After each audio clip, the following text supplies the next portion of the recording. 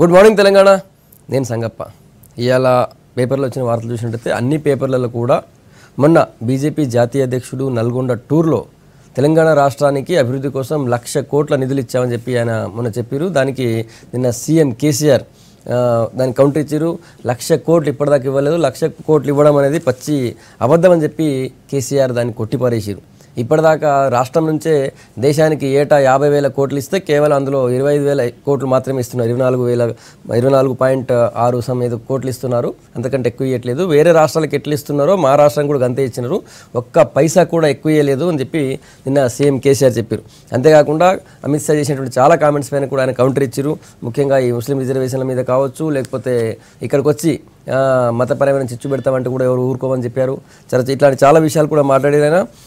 ఆ తర్వాత మోడీతో బంధం ఏం పెద్దగా మారదు, ఎందుకంటే దేశ అభివృద్ధి కోసం, రాష్ట్ర అభివృద్ధి కోసం కేంద్ర ప్రభుత్వంతో రాష్ట్ర ప్రభుత్వం సఖ్యతగా ఉండాల్సిందే. కానీ రాజకీయ పార్టీగా మాత్రం అమిత్ షా చేసినటువంటి కామెంట్స్ని ఎట్టి పరిస్థితిలో సహించాం. అమిత్ షా రాష్ట్రాన్ని అవమానపరిచారు, సారీ చెప్పాలని చెప్పి కూడా సీఎం డిమాండ్ చేసినారు. నేను చెప్పే లెక్కలు తప్పు ఉన్నట్టయితే నేను సీఎం పదవిని కూడా వదిలేస్తానని చెప్పారు. అమిత్ షా మాత్రం బేషరతుగా క్షమాపణ చెప్పాల్సిందని చెప్పి నిన్న కేసీఆర్ అన్నారు. ఆ వార్తని అన్ని పత్రికలు కూడా ప్రధానంగా తీసుకున్నాయి. కేసీఆర్ ప్రెస్ మీట్ తర్వాత మళ్ళీ ఇక్కడనే మెహదీపట్నం దగ్గర అయినటువంటి ఒక మీటింగ్లో అమిత్ షా మాట్లాడినారు. 1,00,000 కోట్లు ఇచ్చాం, మా దగ్గర లెక్కలు ఉన్నాయి, మా లెక్కలు లేకుండా మాట్లాడలేదని చెప్పి అమిత్ షా అన్నారు. దానికి సంబంధించి పూర్తి ఆయన లెక్కలు వివరించలేదు. కేసీఆర్ అయితే పూర్తిగా ఎక్కడెక్కడి నుంచి ఏ పథకాల నుంచి ఏ కార్యక్రమం నుంచి ఎంతెంత నిధులు వస్తున్నాయో కేసీఆర్ మొత్తం వివరించినారు. రాష్ట్రం నుంచి ఎన్ని పోతున్నాయో వివరించినారు. అమిత్ షా అయితే పూర్తిగా వివరించలేదు, కానీ 1,00,000 కోట్లు ఇచ్చాము, 1,00,000 కోట్ల పైన ఇచ్చాము, దానికి సంబంధించి పూర్తి లెక్కలు మా దగ్గర ఉన్నాయి అని చెప్పి మేము ఎవరిని భయపెట్టడానికో బెదిరించడానికో రాలేదు అని చెప్పారు. అయితే మళ్ళీ చెప్పారు 2019లో ఖచ్చితంగా బీజేపీ అధికారంలోకి వస్తుంది తెలంగాణలో అని చెప్పి అమిత్ షా మళ్ళీ అన్నారు. ఆ వార్తను కూడా అన్ని పత్రికలు మెయిన్ బ్యానర్ అంటే సెకండ్ బ్యానర్గా పబ్లిష్ చేసినాయి. ఆ తర్వాత నిన్న హైదరాబాద్లో తెలుగుదేశం పార్టీ మహానాడు జరిగింది. తెలంగాణ టీడీపీ మహానాడు జరిగింది. అందులో చంద్రబాబు నాయుడు పాల్గొన్నారు. ఆ పార్టీ జాతీయ అధ్యక్షుడు. నేను ఇక్కడికి వస్తాను, ఇక్కడ కూడా పార్టీని నడిపిస్తాను, ఇన్నేళ్ళుగా పార్టీని పట్టుకున్న వాళ్ళందరికీ కూడా అభినందనలు చెప్తూ లాస్ట్లో ఆయన కూడా జై తెలంగాణ నినాదంతో ముగించారు. చాలా రేర్గా ఫస్ట్ టైం అనుకుంటా చంద్రబాబు నాయుడు ఆ స్థాయిలో 3 సార్లు జై తెలంగాణ జై తెలంగాణ అన్నారు. అదొక వార్త కూడా పత్రికలు తీసుకున్నాయి ప్రధానంగా. ఇవి ముఖ్యంగా ఉన్నటువంటి వార్తలు. 1,00,000 కోట్ల నిధులు ఇచ్చామనేది పచ్చి అబద్ధం చెప్పి కేసీఆర్ అంటున్నారు, ఇచ్చామని చెప్పి అమిత్ షా అంటున్నారు. దాని మీద మాట్లాడదాం. మనతో చర్చలో బీజేపీ నుంచి సీనియర్ నాయకులు ఎండ లక్ష్మీనారాయణ గారు, తర్వాత టీఆర్ఎస్ నుంచి నోముల నరసింహ గారు మాట్లాడుతున్నారు. నోముల గారు, నిన్న కేసీఆర్ ప్రెస్ మీట్ చూస్తే చాలా ఏమంటాం దానికి ఆవేశంగా ఉంది. తెలంగాణను అవమానపరిస్తే ఊరుకోను, నన్ను ఏమన్నా సరే పట్టించుకొని అన్నారు. 1,00,000 కోట్లకు సంబంధించి వాళ్ళు మా దగ్గర లెక్కలు అంటే అంతకుముందు కూడా ఒకసారి 90,000 కోట్లు ఇచ్చామన్నారు. నిన్ననేమో 1,00,000 కోట్లు ఉన్నారు, నిన్ననేమో 1,00,000 కోట్లకు పైన ఇచ్చినాము, మా దగ్గర లెక్కలని వాళ్ళు అంటున్నారు. నిజంగా అమిత్ షా అఖిల భారత బీజేపీ అధ్యక్షుడు. ఆయన పార్టీ కోసం పనిచేసుకోవడం, ఆయన పార్టీ విస్తరించుకోవడం, పనిచేసుకోవడాన్ని ఎవ్వరు అభ్యంతరం పెట్టరు. మా కేసీఆర్ కానీ మా పార్టీ కానీ అభ్యంతరం పెట్టరు. కానీ మాట్లాడే క్రమంలో ఆయన నల్గొండకు వచ్చినాడు, నా కాన్స్టిట్యున్సీకి వచ్చినాడు, ప్రత్యేకంగా పెద్దేవలపల్లి పోయినాడు. ఎందుకు పోయినాడా అంటే రజాకారులకు మూమెంటు మొట్టమొదటిసారిగా స్టార్ట్ అయింది అని గూగుల్లో కొడితే ఏదో తేలినట్టుంది. ఎందుకంటే అంతకంటే తేలేదేం లేదు కదా. అయితే నేను ఆడికే పోతానని చెప్పేసి ఆడికి వచ్చినాడు. ఆడికి వస్తే ఏం మాట్లాడినాడు, ఎంతమంది వచ్చినారు, అంతా రెండో భాగం, అది అవసరం లేదు. కానీ మీరు పెన్షన్లు ఇచ్చే పరిస్థితి కూడా లేదు తెలంగాణకు అని చెప్పేసి అంటే 5,000 కోట్ల పెన్షన్లు ఈరోజు రాష్ట్ర ప్రభుత్వం డబ్బు ఉద్యోగులకు ఇచ్చినట్టుగా పేదలకు సంక్షేమమే ధ్యేయమని కేసీఆర్ ఇస్తుంటే కేంద్రం ఇచ్చేది ఎంత? ముష్టి 200 కోట్లు. 5,000 కోట్లు ఎక్కడ, 200 కోట్లు ఎక్కడ? అందుకోసమని అంత పెద్ద అబద్ధాలు, అంత పెద్ద మేము ఇవ్వకపోతే నువ్వు మాట్లాడలేవు, నువ్వు పైసలు వేయలేవు అని చెప్పేటువంటి తప్పుడు కూత అవునా? మనమే విజ్ఞత ఉన్న ప్రతివాడు ఆలోచించాలి. రెండో అంశం ఏంది? మిషన్ కాకతీయకు నేను 20,000 కోట్లు ఇస్తానని చెప్పేసి అన్నది నిజమే, కానీ ఇవాళ 20 పైసల బిల్లు రాలే, 20 పైసల బిల్లు రాలేదు. ఆయన చెప్తున్న లెక్క కరెక్టే, మేము 1,00,000 కోట్లు ఇస్తామని చెప్పేసి అనేది ఎప్పుడండి? మా సోదరుడికి తెలుసో తెలియదో కానీ మొట్టమొదటి నేను 99లో ఎమ్మెల్యేకి వచ్చినాడు ఈ రాష్ట్ర బడ్జెట్ 20,000 కోట్లు యనమల ప్రవేశపెట్టినాడు, మనకు తెలుసు. కానీ ఈరోజు ఎంతండి? రాష్ట్రాలు ఏర్పడిన తర్వాత 2 లక్షల కోట్లకు పోయింది. ఆయన చెప్పే 1,00,000 కోట్లు ఈ రాష్ట్ర ప్రభుత్వం ఇచ్చిందే ఆదాయ పన్నుతోటే 32,000 కోట్లు పైచీలకి ఇచ్చినది. అంతా కలిపితే 50,000 కోట్ల పైచీలకి ఇచ్చింది అక్షర సత్యం. మరి రాష్ట్రానికి వచ్చింది ఎంత అంటే మొత్తం ప్రతి సంవత్సరం 25,000 కోట్లు రావాలి, కానీ ఇప్పటిదాకా వచ్చింది 50,000 కోట్లే. అంటే కనీసం 75,000 కోట్లు అయితే రావాలి కదా. ఆ పెంచిన ఈరోజు రాష్ట్రాలలో 5-6 రాష్ట్రాలు కేంద్రానికి భారత మాతను దాపుతున్నాయంటే అందులో తెలంగాణ ఒకటి. అందుకోసమని ఈరోజు మాట్లాడేది ఏదో దరిద్రమైనటువంటి రాష్ట్రం అయినట్టు, ఇక్కడ బువ్వ లేనట్టు, ఆ బువ్వ మొత్తం బీజేపీ పెడుతున్నట్టుగా మాట్లాడడం అది అవమానకరం. అది తెలంగాణ ప్రజలకు అవమానకరం. అందుకే కేసీఆర్ అంత పెద్ద ఎత్తున రియాక్ట్ అయినాడు. మనం అందుకోసమని ఈ విషయం గమనించాలి. పోనీ ఆయన అబద్ధాలు మాట్లాడినా అచ్చొచ్చేటట్టు ఉండాలి. ఎందుకు అచ్చిరావు? ఇప్పుడు కొత్త బిచ్చగాడు పొద్దురగడని చెప్పేసి ఇంకా 2 సంవత్సరాలు ఉంటే ఎన్నికలు ఆయన లెక్క ప్రకారంగా అప్పుడే వచ్చి బూత్ కమిటీలు వేసుకుంటూ కూర్చుంటామని అంటే నీ బూతులు ఏడున్నాయి? అన్ని బూతులే తప్ప.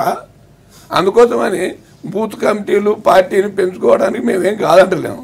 కానీ రాష్ట్ర ప్రభుత్వం మీద తప్పుడు ఆరోపణలు చేయడం మాత్రం సరైనది కదా. ఆయనే చెప్పిండు 1,00,000 కోట్లు ఇచ్చినామని. కేసీఆర్ చెప్పిండు దమ్ముతోటి, నేను రిజైన్ చేస్తా, నా రాజీనామా పత్రాన్ని పెడతాను, నాకు బాదుషా అంటే ఎవరో కాదు తెలంగాణ రాష్ట్రమే అని చెప్పినాడు. అందుకని నేను ఏమంటున్నా అంటే ఒకటే ఒక మాట నా సోదరుడన్నా చెప్పాలి.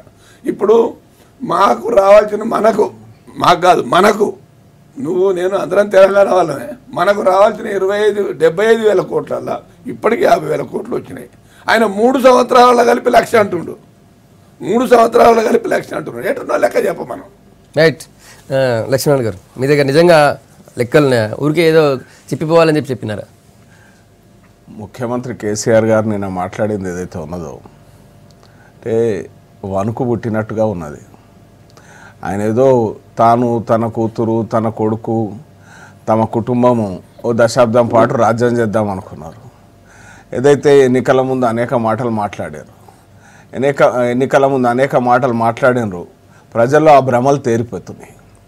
ఒకవైపు భారతీయ జనతా పార్టీ అభివృద్ధి కార్యక్రమాల విషయంలో స్పష్టంగా ఇవన్నీ కాదు. ఇప్పుడు గంభీరంగా మాట్లాడారు, ఒకటి లెక్కల గురించే మాట్లాడారు. మీరు 1,00,000 కోట్లు ఇచ్చాము, 1,00,000 కోట్ల పైన ఇచ్చిన తర్వాత అన్నారు. ఎక్కడ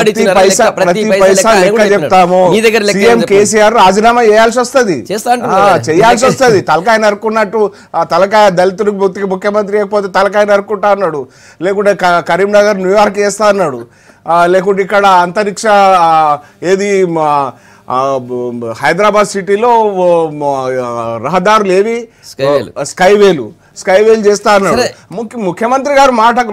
ఇప్పుడు మా దగ్గర షుగర్ ఫ్యాక్టరీలు ఓపెన్ చేస్తా అన్నాడు, దళితులకు భూములు ఇచ్చేస్తా అన్నాడు, దళితులకు భూములు ఇచ్చేస్తా అన్నాడు. దళితుల నిధులు దళితులకు ఆయన ఉప ప్రణాళిక ఆయన పెట్టిండా? లాస్ట్ అసెంబ్లీ అన్డివైడెడ్ అసెంబ్లీలో మేము ఎమ్మెల్యేగా ఉన్నప్పుడు ఉప ప్రణాళిక అయింది. ఉప ప్రణాళిక నిధులు సరిగ్గా ఖర్చు చేయకుండా పక్కదారి పట్టించింది ఆయన ఉప ప్రణాళిక గురించి మాట్లాడతాడు. నేను విషయం చెప్తా ఉన్నాను. నేను ఒక విషయం అడుగుతా ఉన్నాను. ఇవాళ కేసీఆర్ గారు వాళ్ళు చెప్పిన లెక్కల ప్రకారం 67,000 కోట్లు వచ్చినాయి. ఓకే, మరి కేంద్రం ఇవాళ నాబార్డ్ కింద 6,000 కోట్లు ఇచ్చింది. ఇవాళ రూరల్ పవర్ కార్పొరేషన్ కింద 16,500 కోట్లు ఇచ్చింది యాదాద్రి గురించి.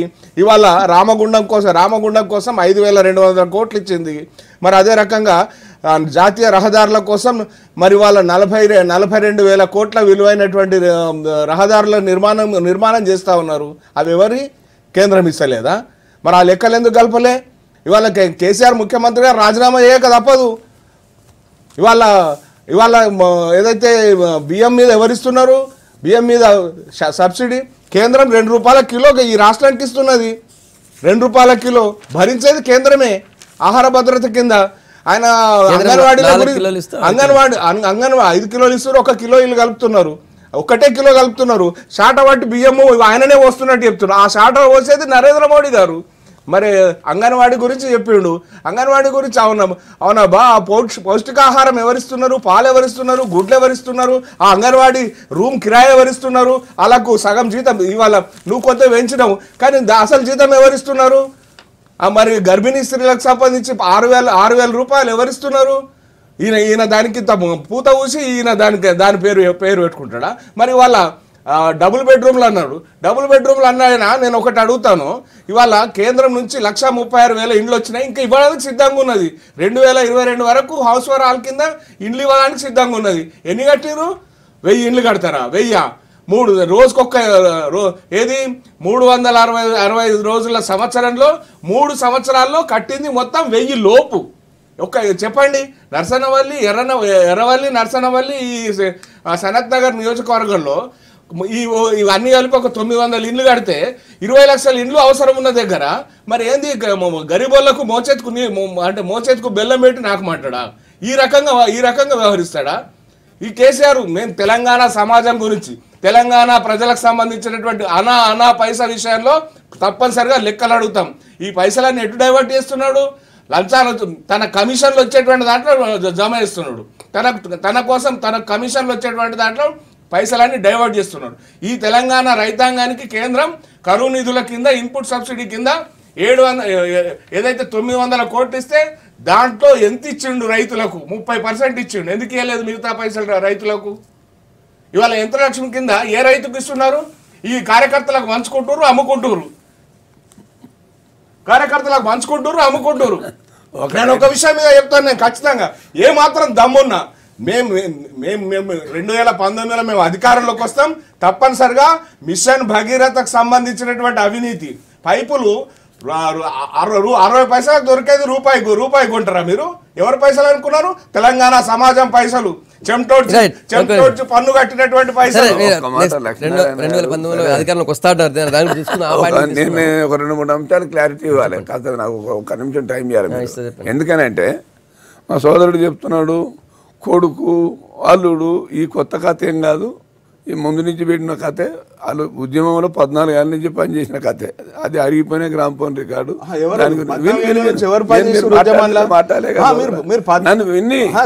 మీరు వినండి, విన్న తర్వాత మళ్ళీ మీరు ఏమైనా చెప్పదలుచుకుంటే చెప్పండి. నేను ఇంకో అంశం ఏంటంటే వారు చెప్తున్నారు జాతీయ రహదారులు ఇంత పొడుగు చేసినాం, తర్వాత మేము కేంద్ర ప్రభుత్వం నుంచి వచ్చేటువంటి ఇండ్లకి ఇది ఇచ్చినాం. నువ్వెవడు? అది పెద్దన్న పాత్ర కేంద్రము. మరి రాష్ట్రాలు తమ్ముళ్ళు ఈరోజు 5 తమ్ముళ్ళు మాత్రమే నిన్ను ఆదాయం తెచ్చిపెడుతున్నారు. నా డబ్బు నాకు ఇవ్వకపోతే నిన్ను ఏమంటారు జనం? ఏమంటారు? పెద్దనను తలా ఇంత ఉయ్యరు. ఏమరా పెద్దనవై నువ్వు ఒక్కరిని తింటావరా, నా డబ్బు నాకు రావాలంటారా అన్నారా? అది సహజ సూత్రం, అది సహజ సూత్రం. ఇక్కడ గమనించాల్సింది ఒకటి ఉంది నా సోదరుడు. నేనేమంటున్నానంటే మీరు చెప్పినటువంటి రహదారులదో అదో ఇదో గవర్నమెంట్ ఆఫ్ ఇండియా మొత్తం 99 అంశాల మీద కేంద్ర ప్రభుత్వానికి అధికారం ఉంటుంది, 44 అంశాల మీద రాష్ట్ర ప్రభుత్వాలకు అధికారం ఉంటుంది. ఇది రాజ్యాంగం ఇచ్చినటువంటిది. ఉమ్మడి జాబితాలో ఉన్నాయి కూడా కేంద్రానికి అధికారం ఉంటుంది. కేంద్రం చేయాల్సిందే. ఇప్పుడు ఒక్కటి మాత్రం బీజేపీ ప్రభుత్వం వచ్చినాక 13వ ఆర్థిక కమిషన్ బదులు దీన్ని ఎంత లేకుండా నీతి ఆయోగ్ పెట్టినావు. నిష్పక్షపాతంగా రావడానికి అవకాశం ఉంది. ఎవడెంత డబ్బు ఇస్తే అంత రావడానికి అవకాశం ఉంది. అందరూ ముఖ్యమంత్రులు ఒప్పుకున్నారు. మనం ఇక్కడ గమనించాల్సింది ఏంటంటే మనం అన్ని చేసినట్టు ఇంకా అదేది కాకుండా పోయినట్టు ఇవాళనే కేంద్రం వచ్చినట్టు ఆ కేంద్రం ఇవాళనే పైసలు ఇస్తున్నట్టు రాష్ట్రాలకు చెప్తే కరెక్ట్ అవుతుంది. నేను ఒకటే అంటున్నా, మా లక్ష్మీనారాయణ గారు మీరు అర్థం చేసుకోవాల్సింది ఏంటంటే మీరు శాసనసభ్యులుగా పనిచేసినారు. ఈరోజు మేమంతా గ్రామ పంచాయతీలకు ఇస్తున్నాం అని అంటే నువ్వెవడో వేయడానికి? నేను రాష్ట్ర ప్రభుత్వం నుంచి నా బాధ్యత లేదా? నేను గ్రామ పంచాయతీ చేయాల్సిన బాధ్యత నా మీద లేదా? అందుకోసమే నేను ఇస్తున్నా. అదే సందర్భంగా నువ్వు ఇస్తున్న దాంట్లో అదనంగా లేదు. ఒకటే నేను ఏమంటున్నా, ఇప్పుడు మరి మెదక్ ఎన్నిక కాంచి మొదలు పెడితే పాలేరు దాకా ఈ పాటే పాడితే జగ్గారెడ్డి పాపం కాంగ్రెస్ నుంచి వచ్చి మీ తీర్థం పుచ్చుకొని డిపాజిట్ పోగొట్టుకునే ఈ పాడిందే పాడరా పనికి మన దాసరి అని వెనకట తిట్టేది వాళ్ళను పాపం. అందుకోసమని మీరు అదే కాంగ్రెస్ సీనియర్ నాయకులు ఎంతకాలం చెప్తారు. రవి గారు చెప్తారు. రవి గారు ఈ బీజేపీ జాతీయ అధ్యక్షుడు 1,00,000 కోట్లు ఇచ్చిన దాన్ని అనడం, నిన్న సీఎం కేసీఆర్ మీరు ఎంత ఇచ్చినారో అని పూర్తిగా లెక్కలు చెప్పడం ఎట్లా చూస్తుంది కాంగ్రెస్ పార్టీ? అంటే అమిత్ షా గారు ఇది మొదటిసారి కాదు 1,00,000 రూపాయలు ఇచ్చానని చెప్పింది. 1,00,000 కోట్లు 1,00,000 కోట్లు ఇచ్చారని చెప్పింది. ఇంతకుముందు కూడా ఒకసారి చెప్పిపోయారు. మరి ఇప్పుడు వచ్చి కూడా చెప్పారంటే అది వాస్తవమా కాదా అనే విషయాన్ని చెప్పడానికి రాష్ట్ర ప్రభుత్వం లెక్కలతో సహా శ్వేతపత్రాన్ని ప్రకటించాలని నేను డిమాండ్ చేస్తున్నాను. దీంతోపాటు వాళ్ళని కూడా శ్వేతపత్రం ఇద్దరు కూడా ఇచ్చారా లేదనే విషయం మీద తెలంగాణ ప్రజలకు చెప్పాలి. మీ ఇద్దరు మాట్లాడుకుని ఊరుకోకుండా దీని విషయం నిజంగా ఏ హెడ్స్ కింద ఇచ్చారు అనేది వాళ్ళు, ఏ హెడ్స్ కింద ఇచ్చారని వీళ్ళు ఇస్తే అప్పుడు ప్రజలకు అర్థమవుతుంది. ఎందుకంటే పోయినసారి దీని మీద ఫైనాన్స్ మినిస్టర్ వరకే మాట్లాడి ఊరుకున్నారు. అప్పుడు ముఖ్యమంత్రి గారు మాట్లాడలేదు, అంతటితోనే అయిపోయింది. వారు ఇచ్చారని చెప్పడం, మీరు ఇవ్వలేదని చెప్పడం అంతవరకు ఆగింది. ఇప్పుడు మళ్ళీ అదే విషయాన్ని చెప్పారు. అసలు దీంట్లో మొత్తంగా జరిగింది ఏంటంటే కేంద్ర ప్రభుత్వం వేరే ప్రభుత్వం ఉంది, ఇక్కడ రాష్ట్ర ప్రభుత్వాలు ఉన్నాయి, పార్టీలు వేరే ఉన్నాయి. ఇవాళ మన దేశంలో మల్టిపుల్ పార్టీలు అంటే అనేక పార్టీలు పోటీ చేసేటటువంటి అవకాశం ఉన్న రాష్ట్రం. ఇవాళ కేసీఆర్ గారు మాట్లాడింది ఎలా ఉందంటే అసలు తెలంగాణలో ఇంకో పార్టీ నాయకుడు వచ్చి మాట్లాడితే నేను ఊరుకుంటానా, నా తెలంగాణ ప్రజల్ని ఏదో అవమానపరిచినట్టు మాట్లాడుతున్నారు. ఏం అవమానపరిచారు? ఏ పార్టీకి సంబంధించిన వాళ్ళు ఆ పార్టీ వ్యవహారం, వాళ్ళు పార్టీలో అధికారంలో రావాలని మాట్లాడతారు. అసలు మీరు మాట్లాడేటప్పుడు ఈ తెలంగాణ రాష్ట్రానికి రావాల్సినటువంటి ఈ విభజన చట్టంలో ఉన్న వాటి గురించి ఇంతకుముందు ప్రధానమంత్రి గారే ఇక్కడికి వచ్చినప్పుడు వారితోని పబ్లిక్గా అడగటం కానీ, అడిగి దానికోసం ఏదైనా ఉద్యమం చేయటం కానీ తెలంగాణ ప్రజల కోసం ఎందుకు చేయలేదు? ఒకసారి ప్రధానమంత్రి గారు ఇక్కడ వచ్చారు కదా, వచ్చినప్పుడు ఏం కావాలంటే ఏం అవసరం లేదు, మీ దయగల చూపు ఉంటే చాలని చెప్పారు. ఇవాళ కూడా ఏం చెప్తున్నారు? ఇవాళ అమిత్ షా గారితో వ్యతిరేకంగా మాట్లాడుతున్నారు. కానీ ప్రధానమంత్రి గారు ఇవ్వాల్సిన ఆయన హైకోర్టుని విడదీసే దాని మీద చేయలేదని, లేకపోతే రైల్ కోచ్ సెంటర్ ఇవ్వలేదని, లేకపోతే ఐటీఐఆర్ని మనకి ఇంతవరకు ఇవ్వలేదని, వీటన్నిటి గురించి మనం మాట్లాడాల్సింది పోయి మీరు ఇప్పుడు అమిత్ షా మీద మాట్లాడి మన మోడీ గారికి మీకేదో మ్యాచ్ ఫిక్సింగ్ ఉన్నట్టుగా అక్కడ మాత్రం మాట్లాడు, ఈయన మీద మాట్లాడతారని మాట్లాడటం. ఇంకొకటి దీంట్లో తెలియాల్సింది ఏంటంటే అసలు ప్రజాస్వామ్యాన్ని గౌరవించేటటువంటి ఆలోచన ముఖ్యమంత్రి గారు లేని విధంగా మాట్లాడుతున్నారు. ప్రజాస్వామ్యం ఎవరు పార్టీలో వాళ్ళు వస్తారు, నేను ఉండగా తెలంగాణలో మీ పార్టీ ప్రభుత్వంలోకి వస్తుందని చెప్తావా అనేటటువంటి ధోరణి, ఆ ధ్వని వినపడుతుంది. ఆ మాట కేంద్రంలో ఉన్నటువంటి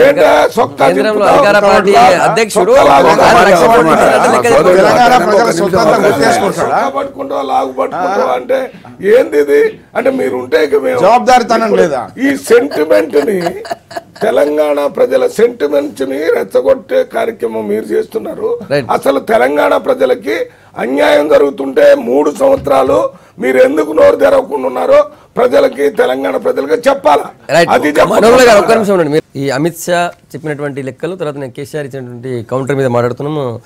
లక్ష్మణ్ గారు 1,00,000 కోట్ల పైన ఇచ్చామని చెప్పి నిన్న కూడా అమిత్ షా అన్నారు. కానీ లెక్కలతో సహా కేసీఆర్ చెప్పారు 67,000 కోట్లు మాత్రమే, 67,390 కోట్లు మాత్రమే ఇచ్చారని చెప్పి లెక్కలు ఏ దానికి ఎంత ఇచ్చిందో కూడా కేసీఆర్ చెప్పారు. అంటే ఇప్పుడు పదే తెలంగాణలో అధికారంకి వస్తామంటున్నారు మీరు, కేవలం ఈ 1,00,000 కోట్లు అని చెప్పి తెలంగాణ అధికారం రావడం కోసమే 1,00,000 కోట్లు చెప్తున్నారా? ఇప్పుడు కేంద్రం ఏదైతే ఇచ్చిందో ఈ రాష్ట్ర అభివృద్ధి కోసం ఇచ్చింది. ఈ రాష్ట్ర అభివృద్ధి కోసం ఇచ్చినటువంటి డబ్బులు పక్కదోవ పట్టిస్తున్నారు అనేటువంటి ఆవేదన మాకున్నది. ఏ లక్ష్యాలను ఉద్దేశించి, ఏ అట్టడుగు వర్గాల ప్రజలను ఉద్దేశించి ఆ డబ్బులు ఇచ్చినామో ఆ డబ్బులు చెప్తాను. 67,000 కోట్లు ఆయన డిక్లేర్ చేశాను. ఇవాళ జాతీయ రహదారులు ఏవైతే ఉన్నాయో 40,000 కోట్ల పైన అవి ఉంటాయి. రూరల్ పవర్ ఎలక్ట్రికల్ కార్పొరేషన్కు 16,500 కోట్లు ఇచ్చారు. నాబార్డ్ ద్వారా 6,000 కోట్లు ఇచ్చారు. ఈ రకంగా 1,000 కోట్లు గొర్రెల దానికోసం ఇచ్చారు, చేపల దానికోసం ఇచ్చారు, గ్రాంట్స్ కాకుండా రుణాల రూపంలో ఇచ్చారు. ఈ రాష్ట్ర అభివృద్ధి కోసం కేంద్రం ముందుకు వస్తుంది. ఇవాళ కేంద్రీయ విద్యాలయాలు కావచ్చు, ఇవాళ యూనివర్సిటీలు కావచ్చు, అన్నిటి కోసం ఇచ్చాను. నేను ఒక విషయం చెప్తా ఉన్నా. 30th ఫైనాన్స్ అప్పుడు ఎంత వచ్చింది? అప్పుడు 13,000 కోట్ల రూపాయలు వచ్చినాయి 30th ఫైనాన్స్. ఈ 14th ఫైనాన్స్లో 96,000 కోట్ల రూపాయలు వస్తున్నాయి. 96,000 కోట్ల రూపాయలు 14th ఫైనాన్స్లో పంచవర్ష ప్రణాళికలో వస్తున్నాయి. ఆ రకంగా రాలేదు. దాంట్లో భాగంగా ఫేజ్ బై ఫేజ్ 8,464 కోట్లు ఆల్రెడీ వచ్చినాయి. ఓకే, నేను చెప్పేది ఏంటంటే కేంద్రము గ్రామాల అభివృద్ధి కోసం కానీ స్థానిక సంస్థలైనటువంటి మున్సిపాలిటీల అభివృద్ధి కోసం కానీ నిధులు డైరెక్ట్గా ఇస్తే ఆ నిధులను కరెంటు బిల్లులు కట్టడానికి కోసం ఏదైతే కనీసం మౌలిక సదుపాయాల మెయింటెనెన్స్ కోసం కేంద్రం ఇస్తుంది 73-74 నేను ఒక విషయం చెప్తా ఉన్నా, గ్రామ జ్యోతి పేరు మీద అన్ని అభివృద్ధి పథకాలు తీసుకున్నాడు ఈ రాష్ట్ర ప్రభుత్వం. ముఖ్యమంత్రి కేసీఆర్ గారు మీరు ఏ పెట్టాలో పెట్టున్నారు. పాపం సర్పంచులంతా కూడా తమ దగ్గర ఉన్నటువంటి అవసరాలు అన్ని కూడా పెట్టారు.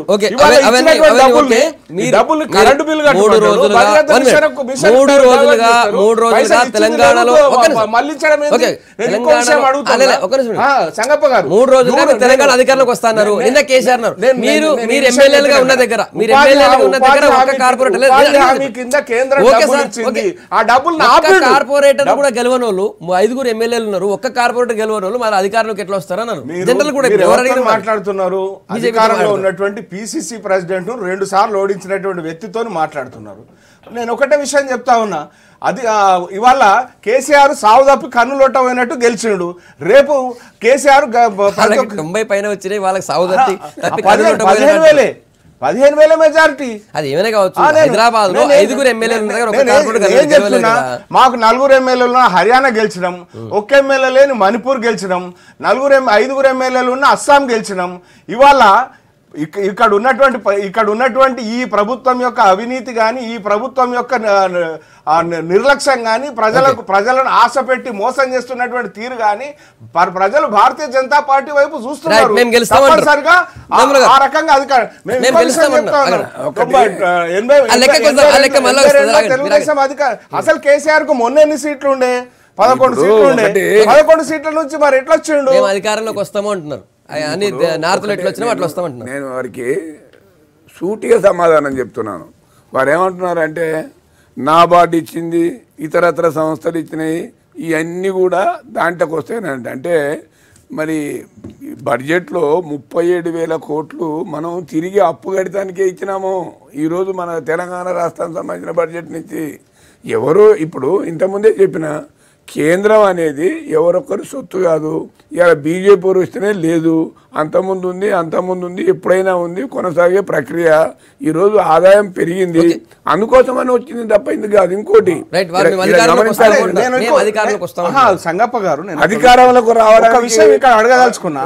లక్ష్మీనారాయణ గారు మీరు వినాలా? మీరు మరీ ఇబ్బంది పెడితేట పెద్దవాడవు, నువ్వు ఎమ్మెల్యే చేసిన వాడవు. నేను ఏమంటున్నానంటే మీరు అధికారంలోకి వస్తారు, ఎన్ని అంతటి వచ్చినాం కాబట్టి ఇటు వస్తామని. మరి మెదక్ ఎన్నిక దగ్గర నుంచి పాడేరు దాకా కంగుదిని డిపాజిట్లు బాయే, హైదరాబాద్లో డిపాజిట్లు బాయే. అయినా సరే ఎన్నకు పనులు వస్తాయి, దూరాలను గంకుతుంది, ఇల్లు కూర కొడుతుంది అనుకుంటే మనం చెప్పగలిగేది ఏముంటుంది అందులో? అందుకోసమని తెలంగాణ రాష్ట్రంలో ఏ రోజు కూడా బీజేపీ ఏదో కొద్ది పట్టణ ప్రాంతాలలో కొద్ది గొప్ప అవకాశాలు ఉంటాయి కానీ బయట ఉండే అవకాశం లేదు. మరి ఈసారి 5 కాదు కదా, అసలు రాకుండా పోయే ప్రమాదం. ఇక్కడ చెప్పదలుచుకున్నా, వారు ఏదైతే ఇదే రకంగా భ్రమలలో ఉన్నారు, కానీ ఆ భ్రమలన్నీ కేసీఆర్కు విషయం అర్థమైంది. కింద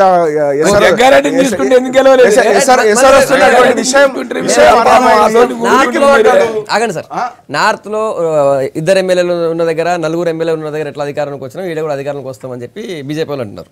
ఇక్కడ వీళ్ళే బలంగా లేరు, మేమే మళ్ళీ అధికారంలో ఉంటామని చెప్పి వాళ్ళ ధీమా వ్యక్తం చేస్తారు. మరి కాంగ్రెస్ పార్టీ ఎక్కడ ఉంటుంది ఈ మధ్యలో? నాయకుడు చెప్పమంటున్నా మా సోదరుని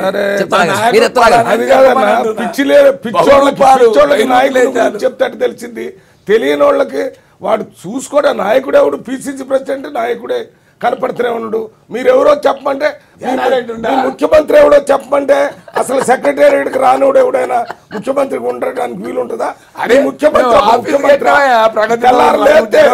క్యాంప్ ఆఫీస్ లో కూర్చొని 40 మందితో కూర్చొని ప్రజలతో కలవకుండా ఒక్క పేపర్ స్టేట్మెంట్ తోనే పనిచేసే ముఖ్యమంత్రి ఆయన. ముఖ్యమంత్రి మీ ముఖ్యమంత్రి మీరు గుర్తిస్తే మా పిసిసి అధ్యక్షుడిని 2019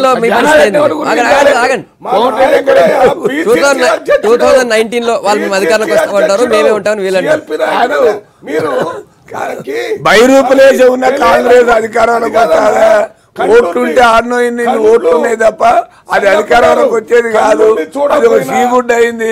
మీకు 2019, 2024 కూడా అవకాశాలు లేవు. బీజేపీని సమర్థించే పని చేయకండి. రాష్ట్రాన్ని రాష్ట్ర ప్రజలను సమర్థించండి. కాంగ్రెస్ బీజేపీని సమర్థిస్తుందా? కాంగ్రెస్ బీజేపీని సమర్థిస్తుంది. ఎందుకనంటే టీడీపీ టీఆర్ఎస్ పార్టీ బలమైనటువంటి పార్టీ. దీన్ని ఓడించడం జగ్గారెడ్డిని తీసుకురాలేదా? అసలు జగ్గారెడ్డి ఏడాది జగ్గారెడ్డిని తీసుకొచ్చి పెట్టి మళ్ళీ జగ్గారెడ్డి అడిగి ప్రతిపక్షంలో ఉన్నప్పుడు నిరంతరం నిమిషం ప్రభుత్వాన్ని నిలబెట్టి ఇప్పుడు కూడా మాట్లాడుతాను. మీ స్థాయి పడి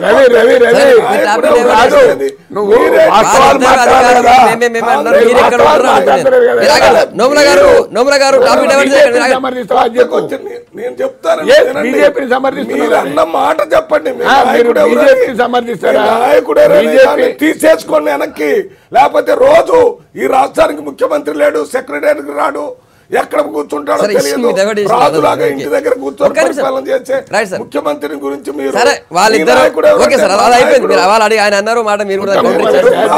అధికారంలోకి వస్తామని వాళ్ళు అంటారు, అధికారంలో ఉంటారు మేమంటారు. మీరు ఎక్కడ ఉంటారు? ఊరికే నిన్న